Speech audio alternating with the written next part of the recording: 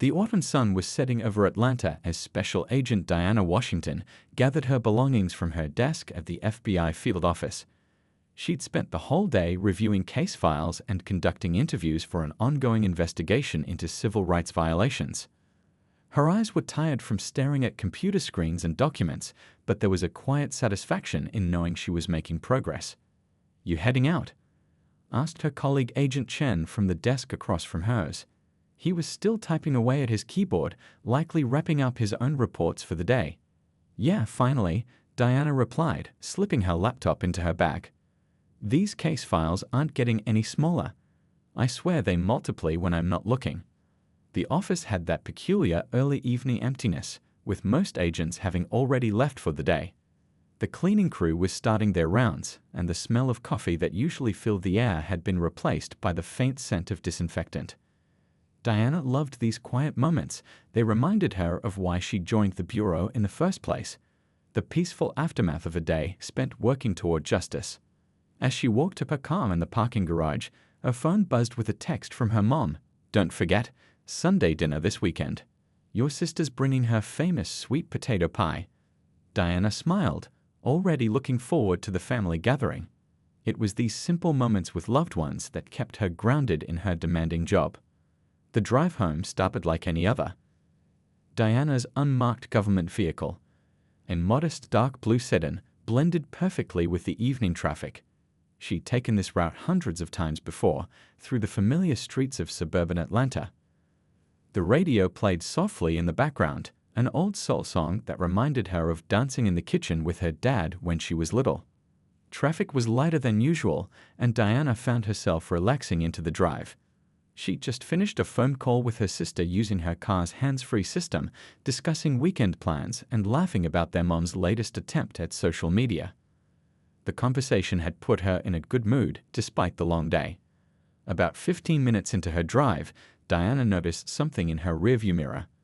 A police cruiser had pulled onto the road behind her, keeping pace at a distance. At first, she didn't think much of it. Police cars were a common sight in this area, and she knew many of the local officers through her work at the Bureau. But after a few turns, the cruiser was still there. Diana checked her speedometer. She was going exactly the speed limit, as she always did. Years of law enforcement training had made careful driving second nature to her. She noticed the cruiser edging closer, and something about the situation made her instincts kick in. Diana ran through a mental checklist of everything about her vehicle. Registration current, all lights working, she'd just had them checked last week. No reason for any suspicion. She'd been in law enforcement long enough to know that sometimes a patrol car following you was just a patrol car following you. Still, she couldn't shake the feeling that something was off.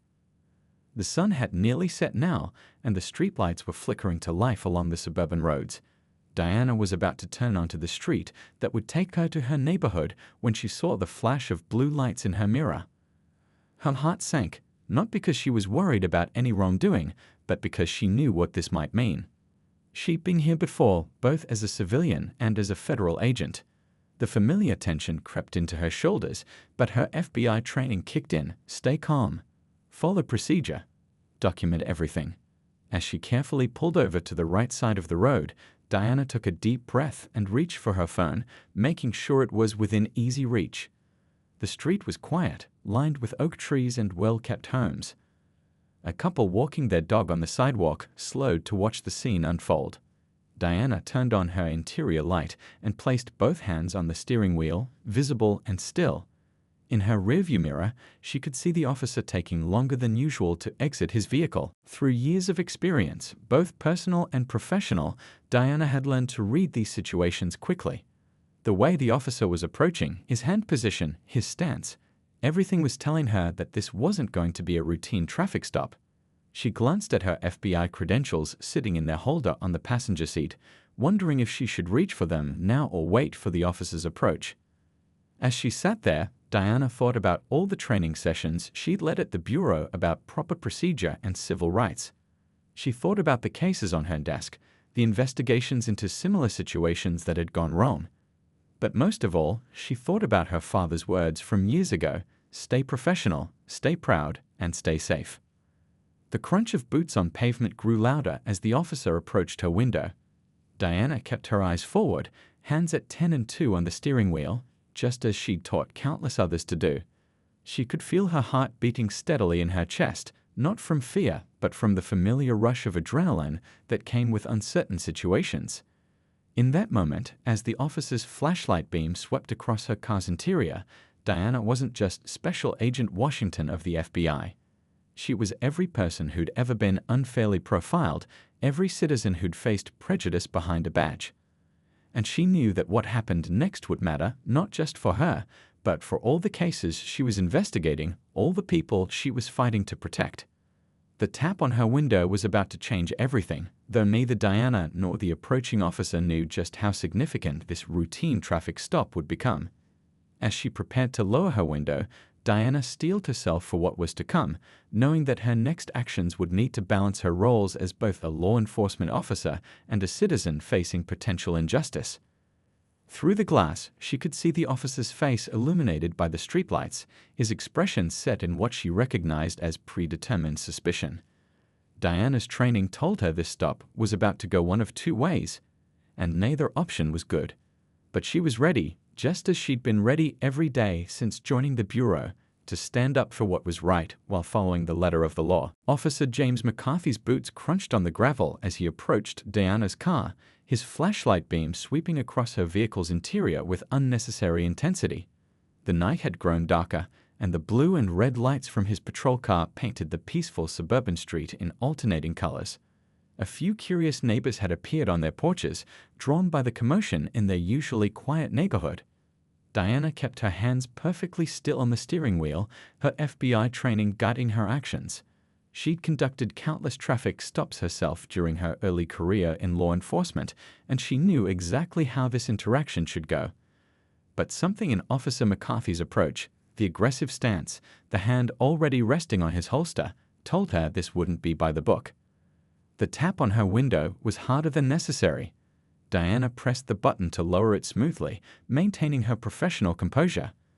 The cool evening air rushed in, carrying with it the scent of McCarthy's coffee-tinged breath as he leaned in closer than protocol dictated. "License and registration," he barked, not bothering with the customary greeting or explanation for the stop. His flashlight beam hit Diana's face directly, making her squint. She noticed his name tag gleaming under the harsh light. Officer J. McCarthy, badge number 6847. She committed it to memory, just as she'd trained others to do. "Good evening, officer," Diana replied evenly, her voice calm and measured. "May I ask why I'm being pulled over?" It was a simple question, one that any citizen had the right to ask, and one that any officer should be prepared to answer. McCarthy's response was immediate and hostile. "I'll ask the questions here. License and registration now." His tone had shifted even further upon seeing her face, the kind of shift Diana had documented countless times in her FBI case files. "I understand, officer," Diana said, maintaining her professional demeanor. "I'll reach for my documents now." She narrated her movements clearly, just as she taught in FBI training sessions. "They're in my purse on the passenger seat, along with my credentials." "I don't care where they are. Just get them and make it quick." McCarthy's flashlight beam followed her movements aggressively, his free hand still resting on his holster. A car drove past slowly, its passengers clearly watching the scene unfold. Diana carefully reached for her bag, hyper-aware of every movement.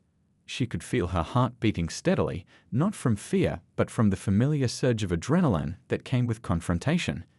As she reached for her credentials, she thought about the cases on her desk back at the Bureau. Similar situations, similar attitudes, similar abuses of power.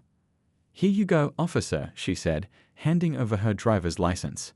"And if you'll give me just a moment, I have my FBI credentials right here as well." She kept her voice steady, professional, making sure her words were clearly picked up by both her phone's recording and McCarthy's body camera. McCarthy snatched the license from her hand, barely glancing at it. "FBI credentials?" His laugh was sharp, dismissive. "Sure you do. Step out of the vehicle." "Officer McCarthy," Diana said, noting how he flinched at her use of his name. "Unhappy to comply, but I need to know the reason for this stop first. It's my right as a citizen, and you know it's department policy to inform motorists why they're being pulled over." The change in McCarthy's demeanor was instant and dramatic. His face hardened, and his grip tightened on his flashlight. I said, "Step out of the vehicle." Now, his voice had taken on that dangerous edge that Diana had heard too many times in her investigations, the tone that often preceded an escalation. Diana knew she was at a crossroads. As an FBI agent, she was trained to de-escalate situations. As a citizen facing potential discrimination, she had rights. And as someone who investigated civil rights violations, she knew this moment would matter, not just for her, but for every case like this. "Officer," she began again, her voice still professional but firm, "I'm going to reach for my FBI credentials now. They're in a leather wallet right here." She moved slowly, deliberately, every action measured and calm. The credentials were within reach, their gold badge gleaming in the flashlight beam. But McCarthy wasn't interested in credentials. "Last warning. Out of the car, or I'll remove you myself." His body language had shifted to an attack stance, one that Diana recognized from both her training and her investigations. A small crowd had gathered now, keeping their distance but watching intently. Someone had their phone out, recording. Diana could see them in her side mirror, their presence both a concern and a comfort. Witnesses mattered in situations like this. She thought about her family as she carefully unfastened her seatbelt, her mother who would worry, her sister who would be furious, her father who had seen too many situations like this in his own life. But mostly, she thought about all the cases on her desk, all the people who hadn't had the protection of a badge when facing moments like this. "I'm opening my door now, officer," Diana announced clearly, her movements slow and deliberate. "But I want to state for the record that I'm complying under protest, as you have not provided any reason for this stop or for ordering me out of my vehicle." The door creaked slightly as she opened it, the sound seeming unnaturally loud in the tense atmosphere. The neighbors watched from their porches, phones recording, as an FBI agent found herself on the other side of law enforcement's thin blue line.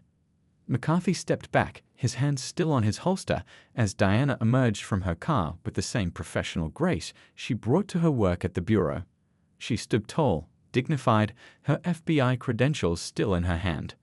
The credentials that McCarthy had refused to even look at, the proof of her position that he had dismissed without consideration.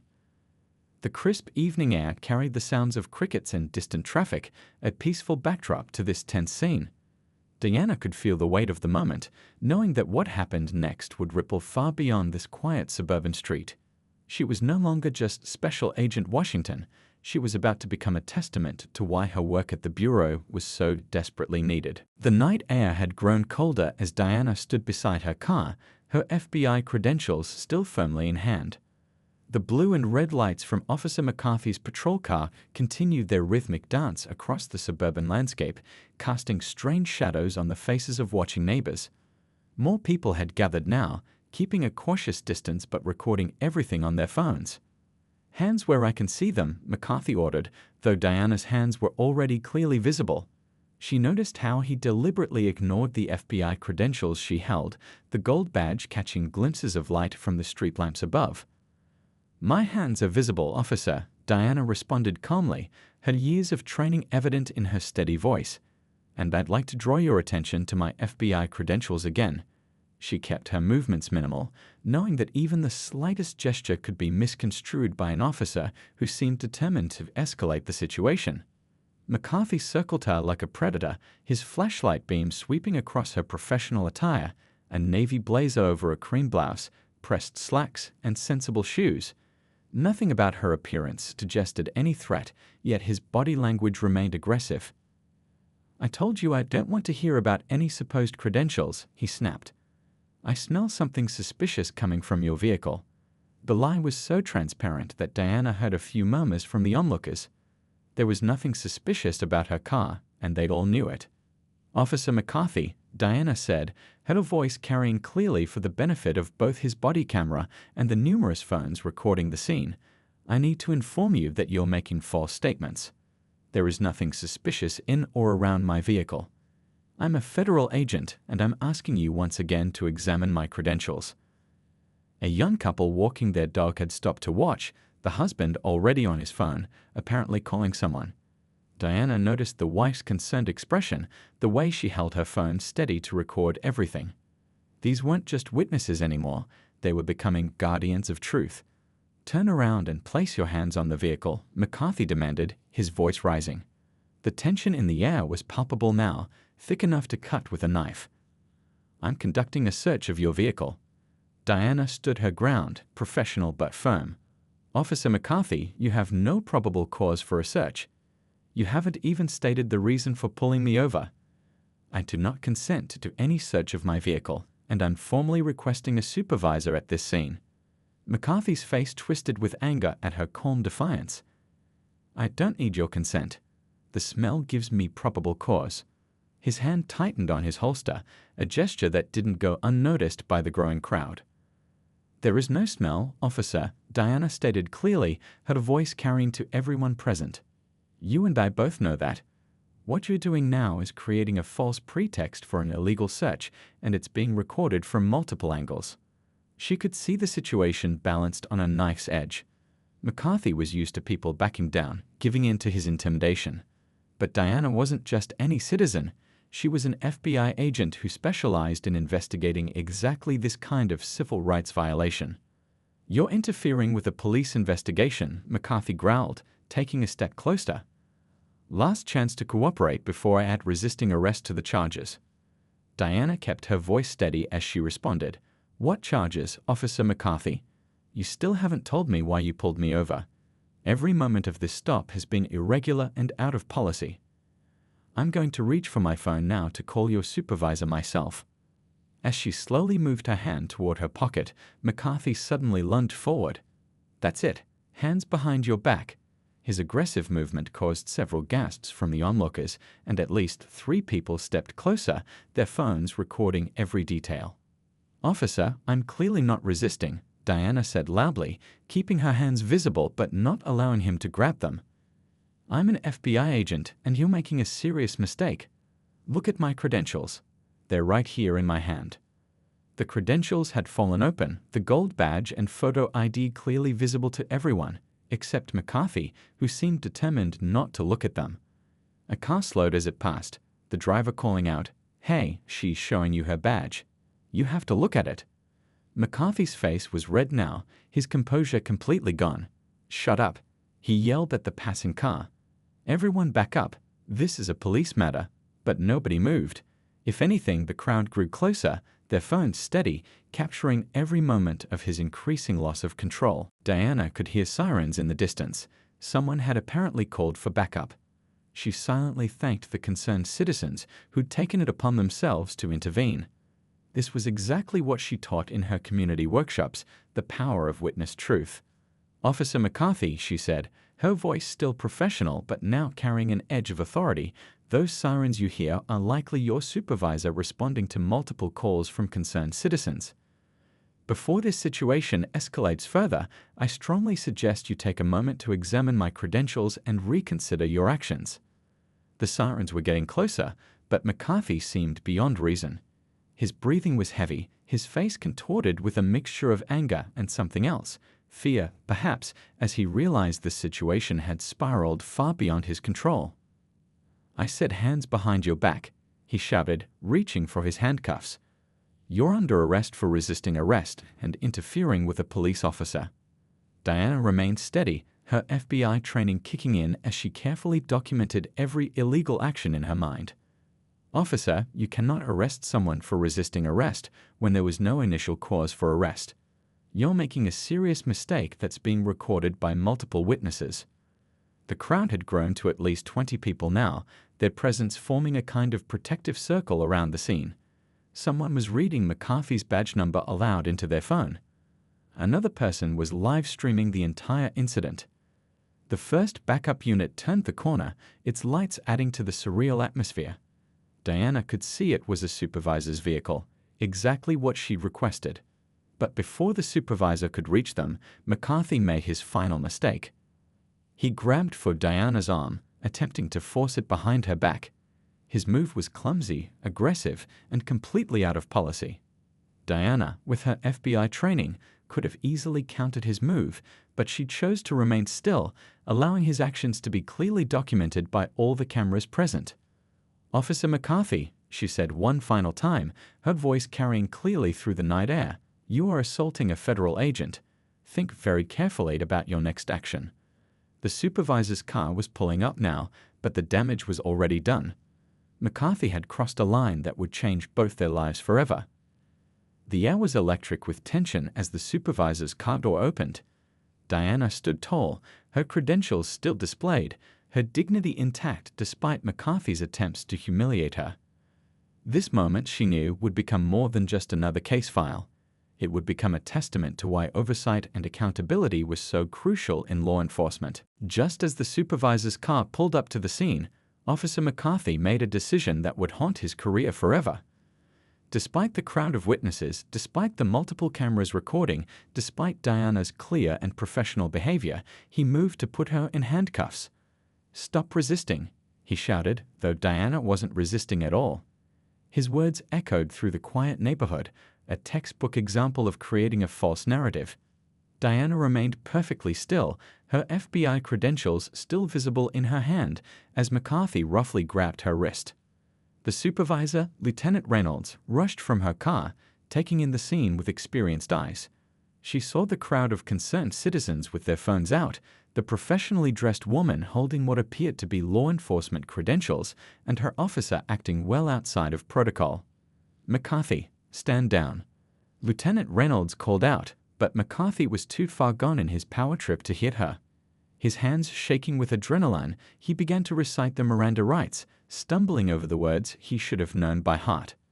Diana's voice cut through his fumbling recitation, calm and clear. "Lieutenant, I'm Special Agent Diana Washington with the FBI. I've been attempting to show Officer McCarthy my credentials for the past 10 minutes.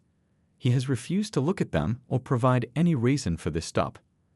The crowd murmured in agreement. A middle-aged woman stepped forward, her phone still recording. "We all saw it. She's been nothing but polite, and he wouldn't even look at her badge."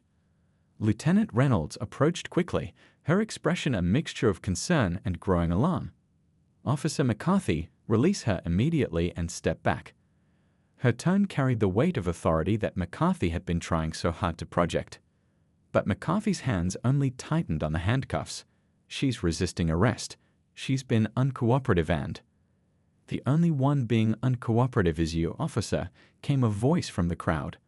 More people had gathered, some in their pajamas and robes, drawn from their homes by the commotion. Every phone was pointed at the scene, capturing McCarthy's increasing desperation. Diana remained professional, even as the cold metal of the handcuffs bit into her wrist. "Lieutenant Reynolds, I'd like to formally report that Officer McCarthy has not only failed to provide a reason for this stop, but has also ignored my federal credentials and is now using excessive force." Lieutenant Reynolds had reached them now, and she quickly examined the credentials Diana still held. Her face paled as she realized the full magnitude of the situation. "Oh my God," she muttered, then raised her voice. "McCarthy, remove those cuffs immediately. That's an order." The lieutenant's commanding tone finally seemed to break through McCarthy's tunnel vision. His hands froze on the handcuffs, but he didn't remove them. "But Lieutenant, I smelled." "Don't you dare finish that lie," Lieutenant Reynolds cut him off sharply. "I've been here for 2 minutes and can see exactly what's going on." She turned to Diana, her tone shifting to one of professional respect. "Agent Washington, I apologize for my officer's conduct. Please allow me to remove those cuffs."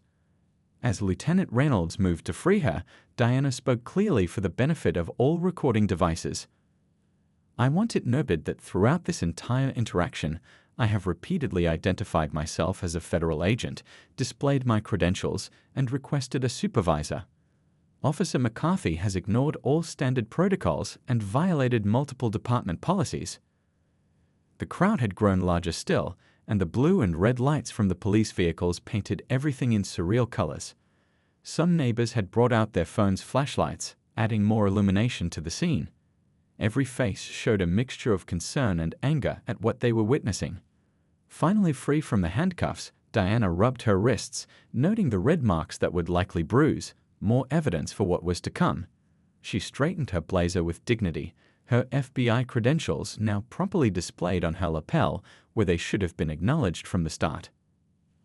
"I'll need all of your body camera footage preserved," she said, addressing Lieutenant Reynolds, but pitching her voice to carry to the crowd. "And I'll be requiring the contact information for every witness here tonight." She turned to the gathered neighbors.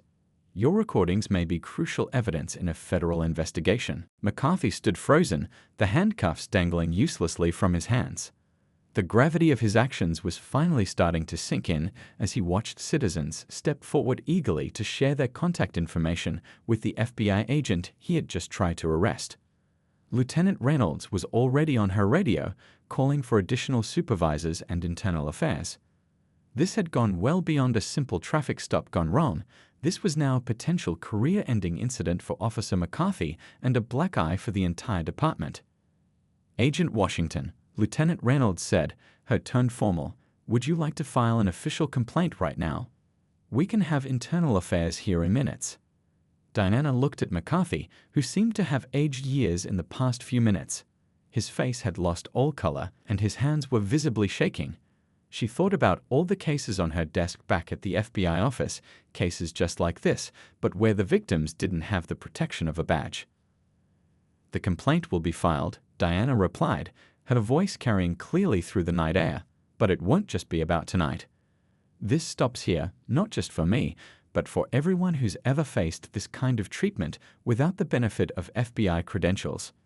A patrol sergeant had arrived on scene and was leading McCarthy away to another vehicle.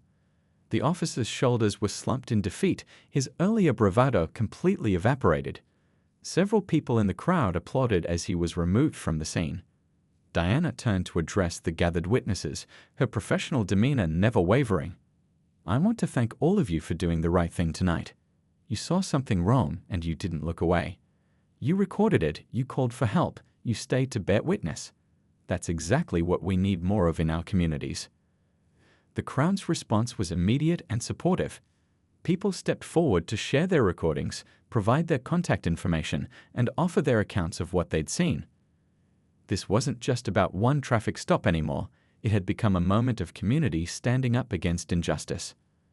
As more police supervisors arrived on scene, Diana knew this night would have far-reaching consequences, not just for Officer McCarthy or the department, but for every person who had ever faced similar treatment and hadn't had the power of a badge to protect them. She pulled out her phone and called her FBI supervisor. This case was just beginning. The fluorescent lights of the police station buzzed overhead as Diana sat in the chief's office, her FBI badge now prominently displayed on the conference table. The atmosphere in the room was thick with tension as Police Chief Thompson reviewed the body camera footage on his laptop, his face growing grimmer with each passing minute. "I've seen enough," the chief said, closing his laptop with a sharp click. His face had aged 10 years in the past hour. Beside him, Internal Affairs Captain Rivera was furiously taking notes, while Officer McCarthy sat in the corner, all his earlier bravado replaced by a sickly pallor. "Agent Washington," Chief Thompson continued, rubbing his temples, "I want to personally apologize for what you experienced tonight. It's inexcusable." He turned to McCarthy, his voice heartening. "Officer, do you realize who you just arrested? Special Agent Washington isn't just any FBI agent. She's the lead investigator for our department's ongoing civil rights review." The color drained completely from McCarthy's face as the full impact of his actions hit him. His mouth opened and closed several times, but no words came out.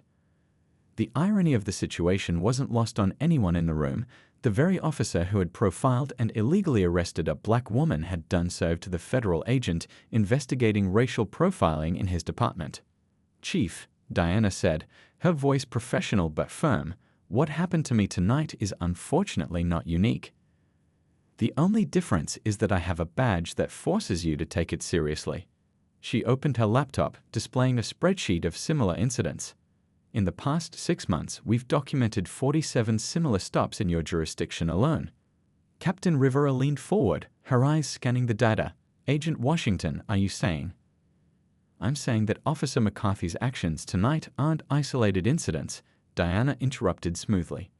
"The only thing unusual about this stop is that he picked the wrong target. She turned to McCarthy, who seemed to shrink further into his chair. "Officer, would you like to explain why you followed my vehicle for 6 blocks before pulling me over?" McCarthy's voice was barely audible. "I thought I saw a traffic violation." "Really?" Diana pulled out her phone, playing back the recording she'd made.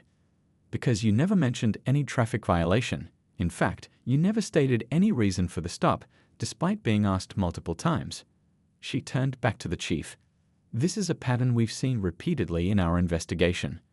The chief's phone buzzed continuously as news of the incident spread. Social media was already lighting up with videos from the scene, and local news vans were gathering outside the station. This was quickly becoming more than just an internal matter. "Agent Washington," Captain Rivera spoke up, "we've just reviewed Officer McCarthy's previous stops from the past 3 months." She slid a tablet across the table, displaying a damning set of statistics. "The racial disparity in his traffic stops is significant."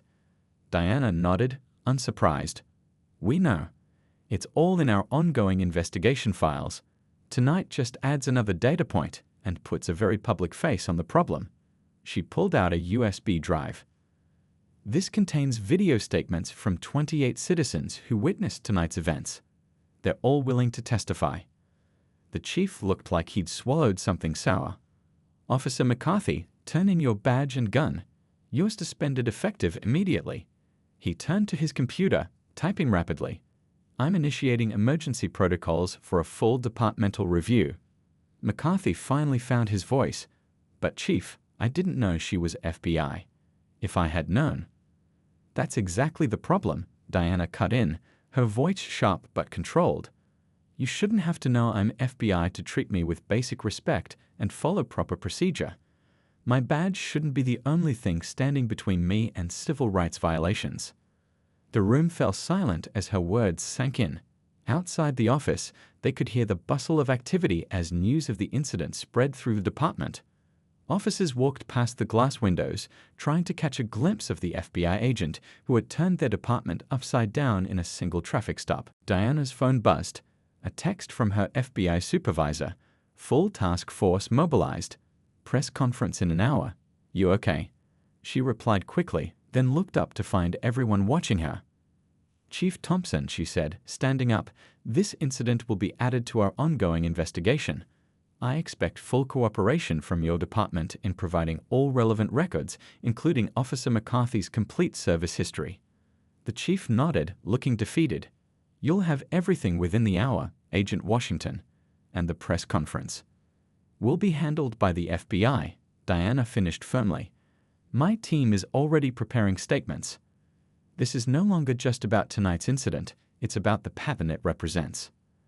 As if on cue, the sound of news helicopters became audible overhead. The story was breaking, and it would break big. Diana gathered her things, her movements deliberate and professional. "One more thing," she said, pausing at the door. "Those 47 similar stops I mentioned. I want all of those cases reopened. Every single one. Those citizens deserve the same justice I'll receive, badge or no badge." The chief could only nod, knowing his department's reputation hung by a thread. McCarthy sat slumped in his chair, his career effectively over. Captain Rivera was already on the phone, initiating the massive investigation that would follow. As Diana walked through the station, officers parted before her like water. Some looked ashamed, others thoughtful, and a few even nodded in respect. She had become more than just an FBI agent tonight. She had become a symbol of accountability. Outside, the media crews were setting up their equipment, their lights casting harsh shadows in the growing darkness. Diana checked her phone again. Messages from her family, her colleagues, and even the Attorney General's office. This case would have ripples far beyond this one department.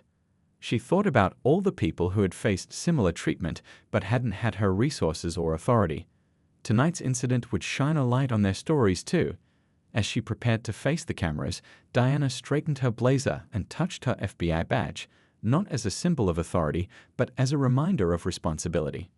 The revelation of her identity had changed everything, but not in the way Officer McCarthy might have feared. It wasn't about embarrassing one officer or one department.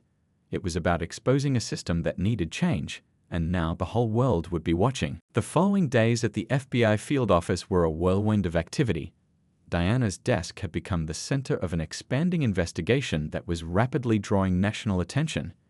Her computer screen displayed dozens of emails from citizens coming forward with their own stories, while her phone buzzed constantly with calls from media outlets and civil rights organizations. "You need to see this," said Agent Chen, rolling his chair over to her desk. He turned his tablet to show her the trending topics on social media. The dashcam footage of her arrest had gone viral, with millions of views and thousands of comments. #BadgedBluntLie and #AgentWashington were trending nationwide. Diana took a sip of her now-cold coffee, scanning the flood of responses. "How many new cases have come in since yesterday?" she asked, though she could guess from the stack of files piling up on her desk. 37 since this morning," Chen replied, pulling up a spreadsheet. "And these aren't just local. People from all over the state are sending in their own recordings of similar stops. The pattern is impossible to ignore now."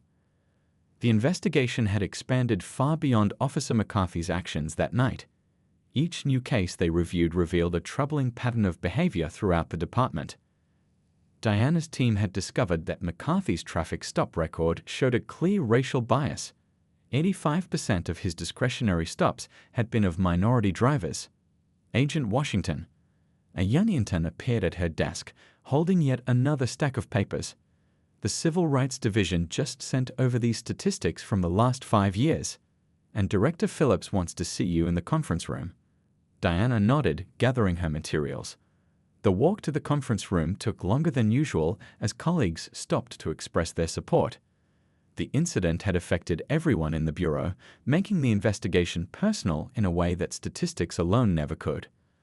The conference room was packed with senior agents, legal advisors, and department heads. Director Phillips stood at the head of the table, multiple screens behind him displaying news coverage of the incident. "Agent Washington," he began as she took her seat, "your incident has become a catalyst for something much bigger than we anticipated. The Attorney General's office just called. They want to use this case to launch a comprehensive review of traffic stop procedures nationwide." Diana opened her laptop, displaying the data her team had gathered. "In the past week alone, we've received over 200 new complaints. Each one follows the same pattern we've been investigating. Officer McCarthy's actions weren't an anomaly, they were just the most visible example of a systemic issue." The room grew quiet as she shared videos, testimonies, and statistics. The evidence was overwhelming. McCarthy's department had a stop rate for minority drivers that was 3 times higher than for white drivers, with a significantly lower rate of finding any actual violations. "But here's what's really interesting," Diana continued, pulling up a new set of data. "Since the incident, we've seen a 60% decrease in discretionary stops by that department. Officers are being more cautious, more professional. They know they're being watched." One of the legal advisors raised his hand. "The police union is pushing back. They're claiming this will make officers hesitant to do their jobs." Diana was ready for this argument. Actually, the data shows otherwise. While discretionary stops are down, the success rate for finding actual violations has increased. Officers are making better, more legally justified decisions about when to initiate stops. The meeting continued for hours as they mapped out the expanding investigation. Diana's incident had opened doors that had previously been closed, giving them access to records and testimonies that might have been buried before. Back at her desk that evening, Diana reviewed messages from citizens who had seen her story. One in particular caught her attention. A mother whose teenage son had experienced a similar stop just weeks before. "Thank you," the message read, "for showing our children that standing up for your rights can make a difference." Her phone buzzed with a text from Lieutenant Reynolds, the supervisor from that night. "You should know. 3 officers came forward today about McCarthy. Said they'd seen him do this before but were afraid to report it. Things are changing here." The Internal Affairs investigation had uncovered more than just McCarthy's misconduct. They found a pattern of complaints that had been dismissed or buried, of officers who had tried to report problems but were silenced, of a system that protected its worst elements at the expense of its best.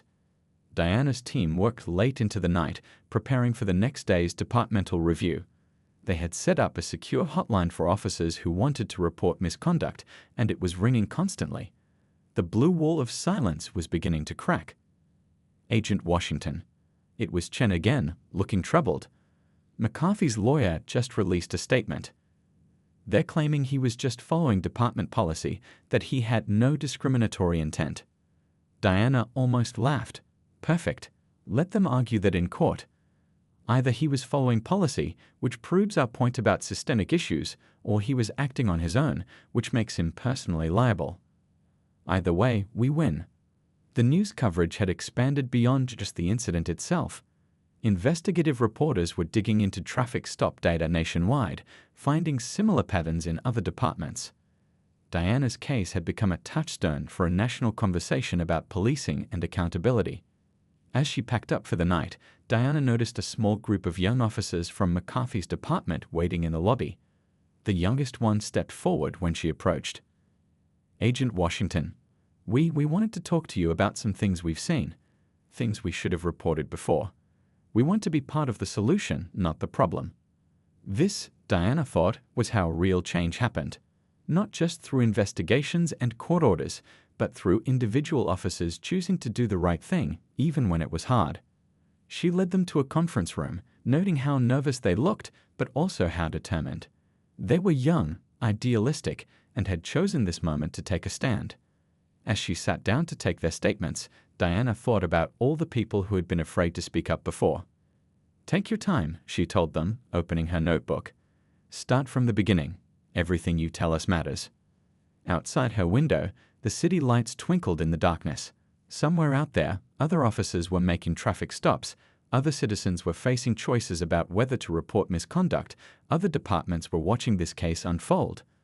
The ripples from that one traffic stop were still spreading, changing the landscape of law enforcement one story at a time. 6 months had passed since that fateful traffic stop, and Diana sat in her office at the FBI field office, reviewing the final report that would change policing in their city forever. The thick document represented countless hours of investigation, hundreds of interviews, and a complete overhaul of department policies. The morning sun streamed through her window as she took a moment to reflect on everything that had happened. Her phone buzzed with a news alert. Officer McCarthy's final hearing was scheduled for that afternoon. But this story had become about so much more than one officer's misconduct. Ready for today?